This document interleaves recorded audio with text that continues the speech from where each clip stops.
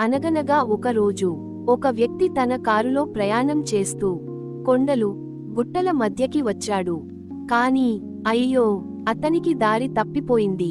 అతను ముందుకు వెళ్ళుతుండగా అకస్మాత్తుగా బుమ్! అతని కారు ఒక ఊబిగుంటలో ఇరుక్కుపోయింది. కారు ఎంత ప్రయత్నించినా బయటకు రాలేదు.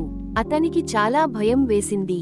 ఎవరైనా సహాయం చేస్తారా అని చుట్టూ చూశాడు. అప్పుడే పక్కనే ఉన్న పొలంలో ఒక రైతు కనిపించాడు. ఆ వ్యక్తి వెంటనే రైతు దగ్గరకు వెళ్లి సహాయం అడిగాడు. రైతు నవ్వుతూ పక్కనే ఉన్న ఒక ముసలి గుర్రాన్ని చూపించాడు. ఈ గంగ మీ కారుని బయటకు లాగుతుంది అన్నాడు. ఆ వ్యక్తి ఆశ్చర్యపోయాడు. ఈ ముసలి గుర్రం చేయగలదా అని అడిగాడు. కాని ప్రయత్నిస్తే పోయేదేముంది అని అనుకుని ఒప్పుకున్నాడు.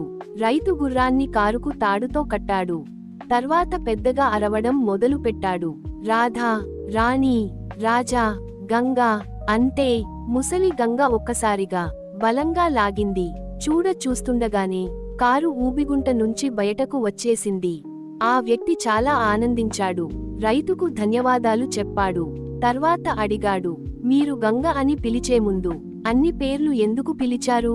రైతు చిరునవ్వుతో చెప్పాడు, గంగ ముసలిదైనా అది ఒక గుడ్డిగుర్రం. దానితో పాటు ఇంకా గుర్రాలు సహాయం చేస్తున్నాయని అనుకుంటే దానికి ధైర్యం వస్తుంది. ఒంటరిగా చేస్తున్నానని అనుకుంటే భయపడుతుంది.